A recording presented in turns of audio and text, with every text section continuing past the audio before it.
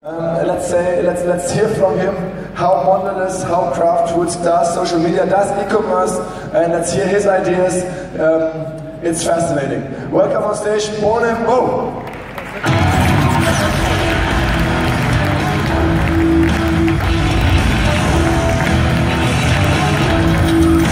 Thank you, Philip. Thank you.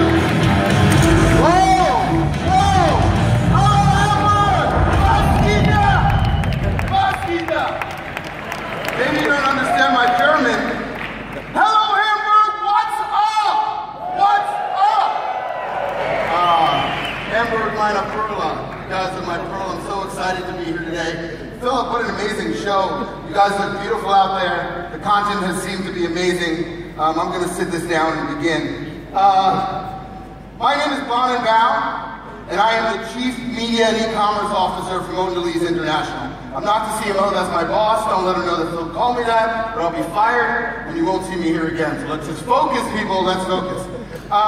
What I want to talk to you today about is this idea of hackonomy, and the notion of how do we create value by breaking things. And I want to take you back to an earlier day. So, if you were a marketing executive in the 1950s, and I came into your office and I said, you know what, I really want you to invest in this thing called television. You'd laugh me out of your office and you'd tell me, you know what, I don't need your television. This thing called radio works really well for me. But what's interesting is that three brave marketers, Kraft, Unilever, and P&G, decided to jump into TV early. Because what they saw was that consumer consumption began to eclipse where organizational investment was in television. And as a result of that, they built competitive advantage that grew their business for the next 60 years. And I would argue that we are in the midst of the exact same thing. In fact, 23% of media is consumed on a mobile device, but less than 1% of spending actually goes to mobility right now. Which means that the world looks something like this, right? This is the boardroom. There's probably the CEO in the front that says, you know what, I think we need a mobile strategy. And then finally somebody looks up from their mobile device very distracted and says, I'm sorry, but did you say something?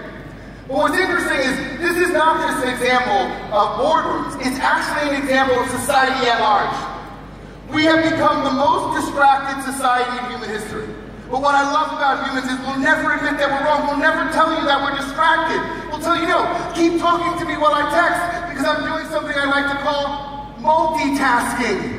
Yes, I'm multitasking, but in reality, they're lying to you. There was a study that was done by the American Psychiatric Association. And what they did was they took two groups. They asked one group to use their mobile phone and multitask, and they asked the second group to smoke marijuana.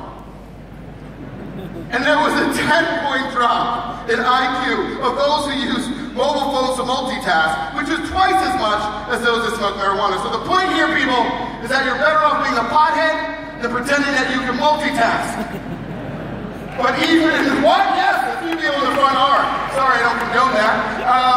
My point is, even in front of these facts, when I tell senior leaders, they still ask me the same question. They say, well, Bonin, is mobile at scale?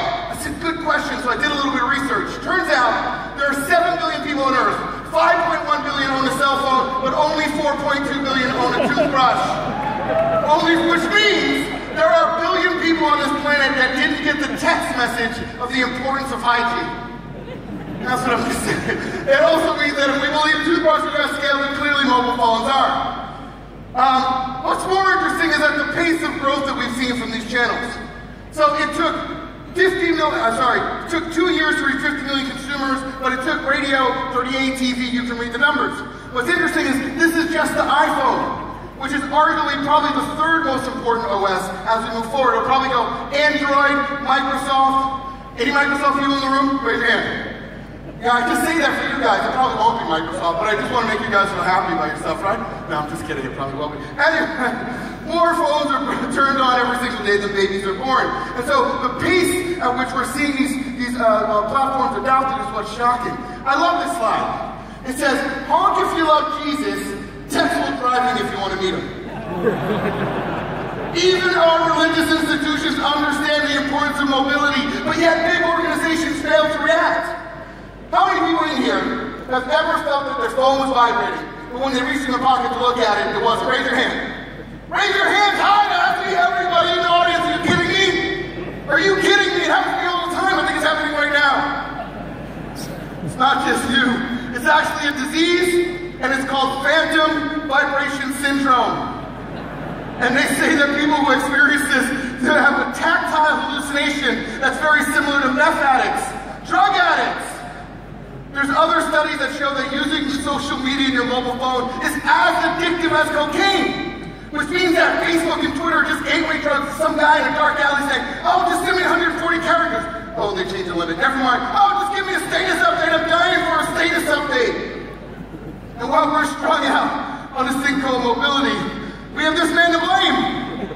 This man, Martin Cooper, nice white-haired gentleman, in the early 80s invented the mobile phone. But what's interesting is what he thought he was inventing was a device for us to transmit voice wirelessly. But what he didn't realize was that he was creating a world of connected devices that would transform humanity, society, and business at large. Bain did a study, and they showed that by 2020, every single consumer packaged good that's sold in a supermarket will be connected to the internet somehow. We sell over 6 million packages a month, which means as I look at ourselves, we're the largest snack food company in the world with some of the most amazing brands, Milka, Cadbury, Oreo, Wheaton's, Triscuit, Ritz, I can go on and on. When I look at ourselves, it means that we might become one of the world's largest technology companies. But we don't look like the world's largest technology company. We don't run around on scooters like Google. We're not hip and cool like Snapchat. We do use Facebook at work now, so maybe that counts for something. But my point is how are we going to build models and train a next generation to unlock the potential power that these devices have put in every single person's hand?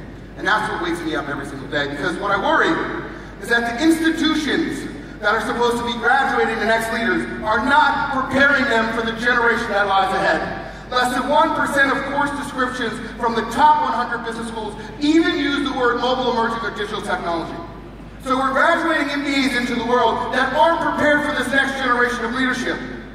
And then they enter into the doors of organizations that look like mine, and we tell them, we want innovation, drive innovation. But in reality, what we want is incrementality.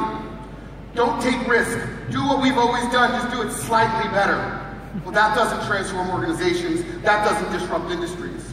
So how do we begin to think about how we're going to transform our organizations for this next generation? So what I did was I began to go and look, and I said, what are the most disruptive organizations on the planet, and how do I understand what makes them move?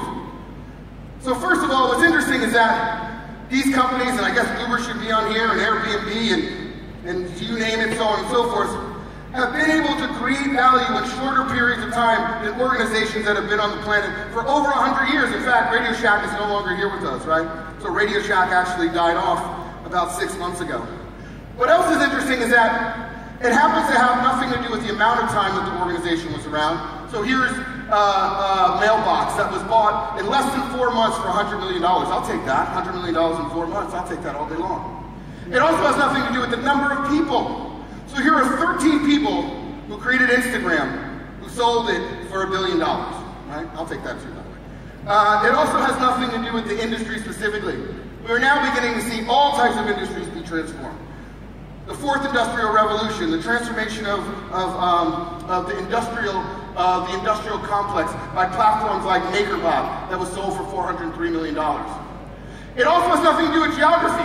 In fact, there are over 100 places on this planet that are similar to Silicon Valley. Silicon Alley, Silicon Lane, Silicon Beach, Silicon River, Silicon Forest. First of all, with all this intelligence, come up with something more than just Silicon something, please. We owe it to ourselves. It also has nothing to do with age. What do all these kids have in common? They're all founders. In fact, the kid on your far left created an app called Bustin' Jeeber. You guys laugh. He gave a TED Talk. I'm here talking to you guys. I'm just saying that's kind of where my career's at. Anyway, it also has nothing to do with education. As you guys know, Peter Thiel is paying kids to not go to college. He's saying, don't go to college. I think I can create greater value out of your mind than even the educational system can. And he's right. When you look at folks like Sachs, who dropped out, when you look at folks like Sergey, When you look at folks like Cart from Tumblr, he didn't even finish high school, and he sold Tumblr for $1 billion. Now I know what you're saying, look, Bonin, Marissa Mayer will buy anything. And you're probably right, don't touch. Is Marissa here? Okay, we're actually friends. What's also interesting is that even rock stars believe that coders are today's rock stars, that the future of culture is actually being driven by this generation, by the creators that are in this room, and they're right. And when you begin to look at the magazines that represent cultural icons, you have things like Biz on Billboard, Rolling Stone, you have Campaign magazine with Bonin Bough on the cover. You guys aren't familiar with that? Maybe you, see, that was such a, maybe you know this one a little bit better, right? Come on, you guys are a tough crowd. Wait, so I asked myself, what does it all mean? I'm sorry, guys. Before I answer the question, I do have to take a selfie because you're such a beautiful audience, so I apologize. You're going to have to bear with me a little bit. Let me see. Smile, everybody. Okay. All right, this side. Smile. On the left. Smile. Okay, there we go. All right. I'm going to tag every single one of you in that photo, by the way. It's going to take a while, but I'm determined to make this happen, people. So what does that mean? Well, I would argue that we have to look at an organization like Facebook to begin to see the unlock. And they talk about less than 1% of their journey is already done. And so I would argue that we're entering into a world that I've been calling the hackonomy. How do you begin to create value by breaking things? How do you break the process that your organizations follow? How do you break the thinking of the people inside your organization? Even how do you break yourself? How do you transform yourself on a continual basis? How do you hack yourself? And what's interesting is some of the best things on the planet have been created by hacking. So the like button was created in 24 hours through a hackathon. Open Airplane, a new service that believes that they can be the Uber of airplanes or hacking the airplane industry. I travel all the time. I'm never like, oh, you know what? I need an airplane right now. Oh, 3 minutes? Okay, good. Not every hack will work. That's my point here. But some will. Here's a guy named Stellog who's actually hacking humanity.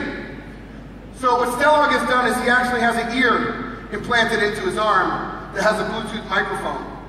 So when his phone rings, he can actually answer his phone by talking into his ear. Hello? Hello? Can you hear me now? Into his own ear, you get that. Okay, he also has speakers that are implanted into his mouth. So when somebody talks, he moves his mouth and it's like another voice is coming out. And what he's doing is he's hacking our notion of humanity, asking us, what does it mean in the future to actually be human? Here's somebody who's actually hacking it for a different cause, which is to transform disability into ability. His name is Hugh Hare. Hugh Hare's story is really simple. He was a world-renowned mountain climber. At 17 years old, he got stuck on a mountain with a blizzard. His best friend died, and he lost both of his legs. At that time, he was a D student. He got his first pair of prosthetics. His brother, realizing how much he loved to climb, took him out a week later, and he climbed using his prosthetics, and he made a mistake and he chipped one of his toes. But he realized he could actually climb better with now his prosthetics. So he began to set his mind to turning disability into ability.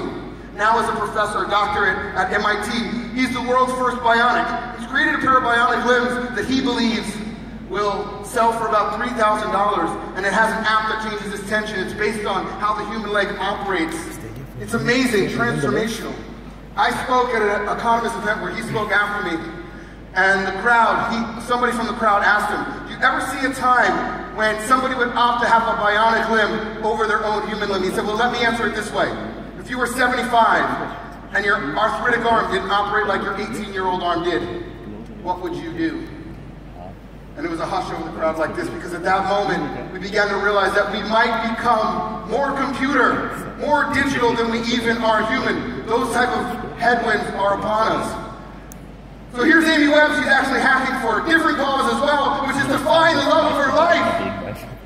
And she reverse engineered her social network using platforms like Tinder and found the love of her life and wrote a story about it. And so we're hacking every single aspect of the world, of humanity. So what we have to ask ourselves as digital and online professionals, what do we have to hack? What do we have to change? And I would argue that we have to hack our entire notion of media. And here's how we as an organization have been approaching that transformation of media. First, we have to rethink mobility. Mobility is not just another channel. It's a personalized device that is with you every single moment of the day. To talk to a person on this device is so much different than to talk to them on television. Imagine if I'm sending you a text message as an organization and I don't understand the context that you're in. You're texting your daughter and she's not texting you back. You're worried that something happened and all of a sudden I'm like, hey, 4 Ys, would you like to buy a cookie? No, I don't want to buy a cookie. I don't want to buy a cookie right now. So we have to understand this device in a totally different way. It also is the only device that interacts with every other media on the planet. Real-time engagement. Real-time is not just about sending out a tweet during the Super Bowl that wins the Super Bowl. Well, I'll take that. No, what it's about is how do you transform organizations to begin to deliver consumer experiences in real time. Products that are based on real consumer insights, real consumer knowledge, and deliver that in real time. How do we create those organizations? Monetizing media. There was a day when we owned media. When we owned the television shows, when we owned the soap operas. You know what that meant? That meant we actually had to be publishers. You know when people tell me, oh, brand is publisher, brand is publisher. And I'm like, no, it's not. You put a logo on, you're spending money, that's not a publisher. Publishers actually get paid for creating quality content that somebody either wants to buy or advertise against. A totally new notion of quality. So how do we begin to monetize our media? How do we begin to allocate the dollars necessary to live up to the aspirations that we tell ourselves? I want to be the #1 mobile market in the world. But when people come to get budget, you're like, oh no, that budget is allocated for television, not for mobile. How do we begin to spend where it really matters? How do we begin to look at cross-screen? And how do we begin to look at culture versus cluster? We no longer need to buy 18 to 34. How do we begin to buy cultural ties that tie people together? Somebody who lives in Hamburg is vastly different. I don't know if this is going to work, this analogy. Than somebody who lives in Berlin who's a scat. I don't know. Anyway, you get my point. Culture versus cluster. We started off by dedicating ourselves to spending 10% of all of our all of our media dollars in mobility. We announced that about 2 years ago. We have been rated the #1 mobile marketer 2 years in a row. We also gave a pretty straight framework for the organization, which was, look, mobile can increase reach. Mobile can increase engagement. For us as an impulse company, mobile is at the point of buying. Where you're buying a chocolate bar, where you're buying gum, where you're buying cookies. So impulse driving. And also mobile can create loyalty. If you think about how we sell products now, we basically drop the products off at the retailer. We go, good luck, little cookie. I hope you sell. And that's it. But imagine being able to have them scan that pack when they enter store. Imagine being able to have a continual relationship with you. Mobility allows us to do that for the first time ever. Here's an example of a game. It's called Twist, Lick, and Dunk. The story of this game is really simple. 2 brand managers came into me. They said, we want to build a game on our gum business. I said, great, let me introduce you to some folks that build games. They said, no. We want to use agencies. I said, look, I love our agencies. They're our best friends, but they don't actually build games for a living. They said, no, trust us. One spent $65,000, another one spent $250,000. One got 23,000 downloads, another one got 40,000 downloads. I was so mad that I found a brand marketer that would partner with me, and we built this game for $250,000. But the difference was, we said 3 things. 1, don't desecrate the Oreo, because if you do, I will hunt you down because I will be fired, and I don't like that. 2, if you can get the ritual of Twist, Lick, and Dunk in, then that's great. But the most important is number 3. I want you to make the game make money. So we found a game developer called Pickpock. Now we have 12 million downloads, 20 billion Oreos have been dunked. This game is actually cash positive. If you can see underneath the thumb, we actually sell ads inside the game. I've actually made my money back and then some. And what's interesting is I remember being in the room, they said, would you mind if a competitive product advertiser? I'm like, are you kidding me? If they're stupid enough to put their ads on my game, I'll take that. Give me their money. So people play this for 2 minutes and 41 seconds. And we're beginning to build out our mobile platforms in ways. This is the #1 app in 12 countries, 250,000 daily active unique users. But holding yourself up to a different monetization standard means that you hold what you create to a different quality. I'm sure you guys are familiar with the work that we did around Oreo and Daily Twist, and I know this was mentioned, the Oreo Dunk in the Dark. But what that actually turned into was us building an entire process to learn how to do creative in real time. So here's an example of a product called Nilla Wafers. What's interesting about Nilla is it was called an entrepreneurial brand, which means you don't have any money, good luck, be entrepreneurial. We'll give you a nice title, entrepreneurial brand. So what we did was we said we're only going to use Facebook. And we started off with 5 different creative concepts. And we evolved them as people actually engage with them. So instead of sitting in a room and looking at a piece of creative and saying, this will be it. Take it to the top of the mountain and share it with my disciples. They will listen. We actually asked them to engage to find out which one actually worked and optimize over time. This is the one that came out on top. It's called Momisms. The first one was the best families are like fudge, mostly sweet with lots of nuts. Then we began to evolve that. Here's the next one. Good moms let you lick the beaters, great moms turn them off. If you want breakfast in bed, sleep in the kitchen. We began to learn that if you put a face, a depiction of a mom. Then we got really cultural with it. Hey Jay-Z, thanks for stocking your villa with Villa. And then your kids are royal, mine's a real pain. As you can imagine for the birth. What's interesting is that with $620,000, we were able to move a $140 million business. It's actually 9.8%, but legal makes me round down. So 9% for the crowd here. Oops, sorry. Can I go back? Then we began to move real time into video, and I'm going to show a quick example of the first learning that we had. So here. Tonight, it's wheat thins. Wheat thins. Crunch is calling, and the call is coming from inside your mouth. Get out of there. Now I know what you're thinking. You're thinking, Steven, how important could wheat thins be? Yeah, I used to think that way too. Until I received this actual memo from Wheat Thins, detailing for my sponsorship purposes what the role of Wheat Thins is in our lives. And let me tell you something. You think you know Wheat Thins? You. You and the cracker you wrote in on. Okay? Now listen up. So this goes on for 7 minutes. I'm not going to play the whole thing. But what's interesting is that this was the first time that Viacom allowed us to use what they call clip and share, where we could clip a 15 to 30 second piece and we could share it out. And you can imagine what happened here was we had gone through 3 iterations and we weren't happy. Colbert finally called and said, you know what, I'm just going to read the brand brief on TV, take it or leave it. And we had a brave marketer who said, take it, we're going to go. And we were sitting there with the war room, clipping and cutting, and you can imagine it took off. And when we stepped back and we looked at the measurement, what we saw was Twitter plus television transformed our reach, 4 to 5x. So we began to say, how do we, instead of it happening by accident, how do we begin to plan campaigns that actually interact with every single aspect of the digital and traditional ecosystem? And here's an example of one of those type campaigns.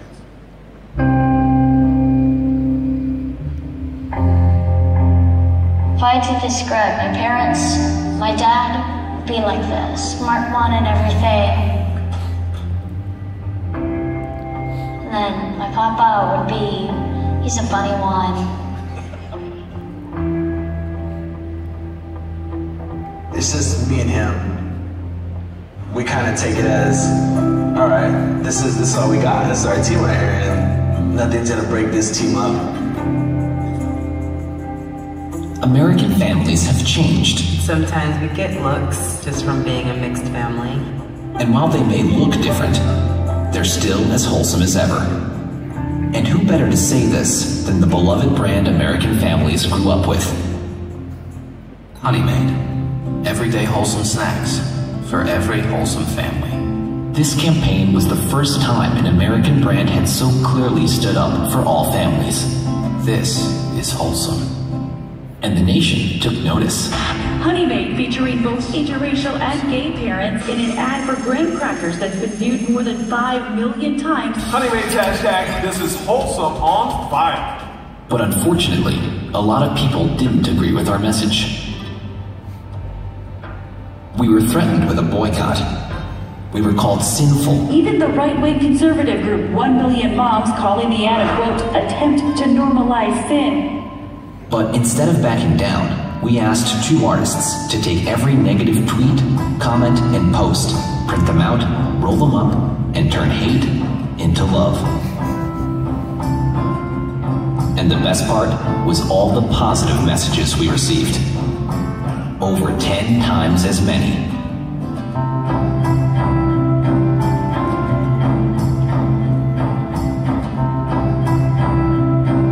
With over 270,000 shares on social media, this simple video earned over 250 million impressions from social and PR alone. and for the week it launched, it was the most shared commercial in the world. Perhaps a chart showing Google searches for Honey Maid over the last 10 years says it best. Honey Maid. In less than 1 month, it went from a cracker people love to a brand people love.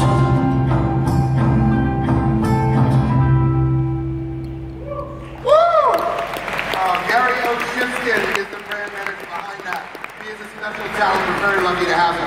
I'm going to hurry up because I'm running out of time here. So let's move on really quickly. Here's another piece that we did. I talked to you about real time, and what I said was it's not about just real time placements or social media engagements, but how do you actually create products in real time? Here's a little experiment that we did at South by Southwest on a product that you guys know called Oreo.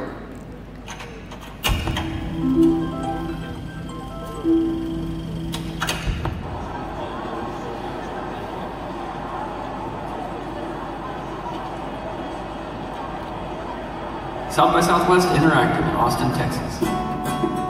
We invited festival goers to the Trending Vending Lounge to participate in an experiment. What would happen if your Oreo cookie joined the social network? Our prototype vending machines take what's trending on Twitter and turns those trends into custom Oreos. Using unique transparent touchscreens, users scroll through a list of trending topics, each related to a particular flavor combination and pattern. Advanced algorithms translate the tweets into custom cookies. In all, there are about 10,000 possible combinations. Users can also mash up 2 trends to further customize their experience. The resulting cookie combines elements of the 2 original trends.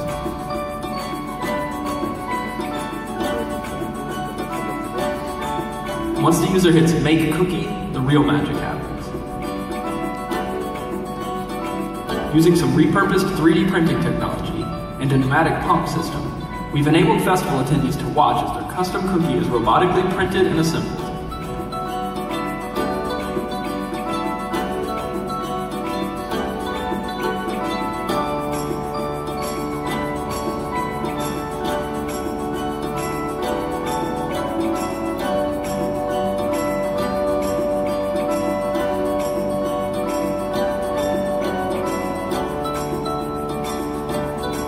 Final cookie is dropped into a cup, vended, and is now ready to enjoy.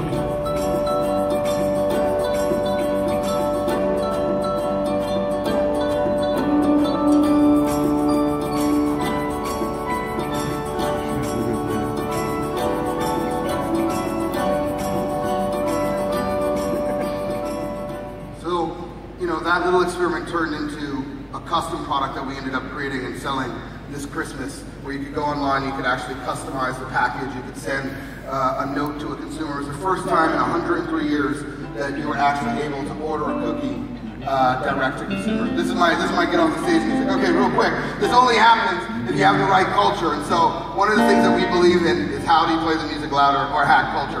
I'm going to skip. We launched the first mobile accelerator called Mobile Futures, which ties brand marketers to brands. But what I really want to do is plug this last thing, which is our Shopper Futures Accelerator launching here in Germany. It is the future in 90 days, and they're looking for startups to submit. And at the very end is that I have a new book coming out called Text Me, where I allow consumers to text me directly so we can explore the impact that mobility has had on society at large. So at the end of the day, Alan Kay said the best way to predict the future is to invent it, and I would argue that the best way to predict the future is to hack it. Sorry about going a little over, but I like the music. Thank you, everybody. Thank you, Hamburgo.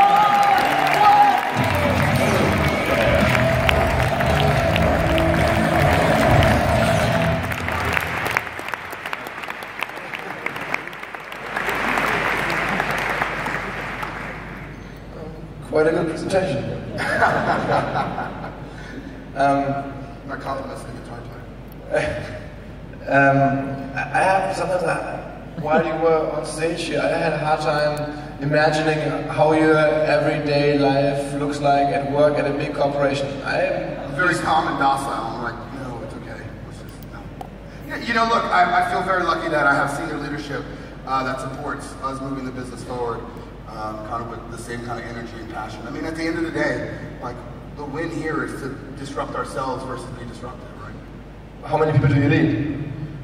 It's about 200. So, you know, we have our media teams, we have our extended teams on our agency. I run e-com as well, so we're building our $1 billion e-com business, as well as I run all of our media buying globally and a little venture practice.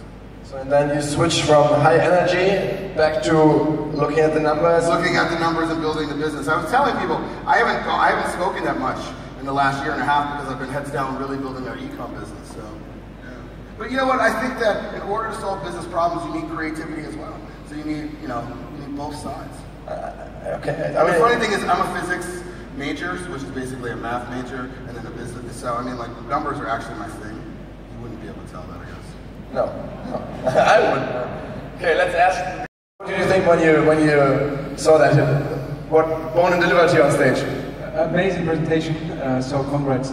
I have a question. When you set a goal like 10% spent on mobile, and you have a global organization that's huge like yours, how do you control that the national companies spend it in a cost-efficient way? So how do you measure mobile, and how do you track it? So, you know, we have global agency partners, so that's what we look at. I mean, a lot of our business now is really, a lot of our focus now is around continuity planning. So how are we on air, you know, continuously? And on air is not just television, but, you know. And then we have parameters around how much we're spending in specific channels. Now, you know, the interesting thing is that with Facebook, I mean, Facebook now represents so much of the mobile traffic. So, you know, Facebook is one of our largest partners, Google is one of our largest partners. And so the consumer, in a lot of respects, are almost choosing the channel for us, even without us purely allocating it. But so we look at overall continuity, we look at spend, and then the measurement is part of our marketing mix models. Marcus, I'm looking at you now. You're working for a bigger corporation, Bauer Publishing. There's no such guys in your organization, are there? Absolutely not. But just one question regarding the Oreo case. How does success look like for that case? Which one? The Oreo, yeah, the 3D printer? Yeah, right. So, you know, it's interesting because the 3D printer, you know, it's more, it was, what that was to push ourselves to see if we could actually create, you know, a real-time product. But what's more interesting is that so I didn't actually show the other piece. What's more interesting is that one of our food scientists was there and was so inspired by that and said, you know what, I want to see if I can actually create custom at mass. And hence, we launched a product called Color Fill during this last holiday season, which actually delivers custom at mass. And we're launching in a couple of other markets. So, you know, and you're getting a person to pay 3x what they would usually pay for a base product, and really all you're doing is customizing the packaging and letting them write something. Now, there's a lot of you know, operations that are behind that, but if you're selling your base product for 3x and your base product is already profitable, think about what the opportunity upside there is. I mean, it's huge. Two questions. First, this real advertising thing, is it only a thing for big brands or for smaller too? And I think sometimes the smaller companies don't have the clue what's going on there, and they don't know so much things about digital transformation. That's the one question. And the other, which Mondelēz superfood do you use to get so much energy? Belvita morning breakfast biscuit. You should, everybody buy Belvita right now. Available online as well from e-commerce now. So I think it's actually probably more important for small brands to engage in social. I think it's a lot more efficient, it's a lot more cost effective. But I think that they, at their scale, can actually build one-to-one relationships with consumers in a way that it's really hard still for big brands to kind of accomplish that. You know, there's a guy named Gary Vaynerchuk, which I recommend. He was here last year. So there you go. So Gary, I recommend following him. I think he delivers a lot of great advice, especially for smaller brands. Further questions from the bar, Mark. So, first of all, thank you very much for the inspiring presentation. After we learned this morning that we are basically all doomed either to die on the beach or just go and shoot yourself by Mr. Galloway. So, I didn't hear anything about data or technology in your presentation. So, is it basically that you're saying creativity is the answer to the power of the Gang of Four? No, I think data is the battleground, right? So I didn't really get to talk about it, but you know, where I showed my book, I believe that really the data battle now is to own the mobile phone, right? To own every, why don't we know the mobile phone address or number of every single consumer that's buying our product? Ultimately, that is the largest data point. So, we launched a huge DMP project. Data's underlining and underpins everything that we do from an e-commerce perspective and from a media perspective. I think data is the next battleground, there's no question about it. And I also think, we were looking at some stuff from our German team around how big data is transforming the way we optimize the shelf in traditional retail as well. So I think that big data is the battleground. I would argue that those that are shifting now more into that mobile space and data around kind of the mobile device and what it's throwing off, because it throws off everything about a consumer, is where the game is going to be won or lost. But if you look, even on the e-com side, if you look at the players that have data, like Snackbox, NatureBox, the subscription-based services, they're able to predict on their algorithm, 8 weeks into the buy cycle of a product, whether it's going to be a hit or whether it's a flop, and they're able to cut and go. We don't kind of have the algorithm that underlines, and they've been able to layer that algorithm in traditional as well as from their digital across the board. So data is the game plan. I just chose not to maybe focus on it. But we did take data and turn it into a cookie. You got to eat a tweet. Come on, that's data. That's the tastiest data on the planet. Okay. Okay, I have one last question. An evil one. I love your presentations, you know it. But actually, in many cases, I guess, we are more or less lying when it comes to digital. Okay, one of the big challenges is that we have all PR stories around all that kind of stuff. But why do so many companies still suck when it comes to digital? Why is that? We ask ourselves that same question. And I think, what? Yeah, no, I think it's good to be self-reflective. I think, look, I think it's really, I think what we've lacked, so if you really think about my role, it's the first kind of, well, not the first, but one of the few roles at a large organization where it's not the digital guy versus the traditional guy, where it's all in one. And I think what happened in this space is that the digital guy started coming up and fighting for territory. I remember when I was like, please, just let us get to the big boy table, please, please. I've been digital my whole life. And there's been this kind of bifurcation of leadership, right? And so I think what that's created is it's either digital or it's either traditional. And what we've done is step back and say, where's the consumer at? So one of the way we plan our media is connections planning. And we start off by looking at where's the actual consumer at across the entire buy cycle. And so it doesn't matter. Look, TV is more important than ever. Primarily, I believe, because it's more costly than it's ever been, and it's still a massive reach vehicle, but at the same time, it's changing so much. So how do we, and it's still the largest percentage of our investment. I totally agree on this. One other challenge is how do you explain to the CEO? Because all those folks here, more or less, are going to the CEOs and ask them or tell them about their good products, digital strategies, disruptive processes, and all that kind of stuff, and they want to sell it. How do you sell it? I mean, that would be interesting. How do you sell to a CEO? Because you would probably never go into and say, okay, this data, because they are also stuck with data. Yeah, I sell consumer engagement to the CEO, right? So I sell, here's how we're going to engage the consumer. They're across all of these touch points, and here's how we're going to measure it. So at the end of the day, I think it starts with measurement and really working with what's your marketing mix models look like? How are you dissecting your marketing mix model so you're looking at Google, Facebook, online video, mobile, and that's the problem. And at those levels of spend, it can become a little tough. But I think it's really about the rigor of measurement and the rigor of insight from the beginning, and that's really what we've been selling. But when you look at our ROIs, they tend to be 2x. On the digital side, primarily because we haven't saturated the channels yet. But then in cases where we have saturated channels, we actually see it coming down. So it's about the total mix is where we've seen. But we've driven efficiency, we've driven cost out, and we've driven, net revenue. So. Okay, is that it? Yeah. Oh. That's it. Before you collapse on stage, I'm afraid. Thank you, sir.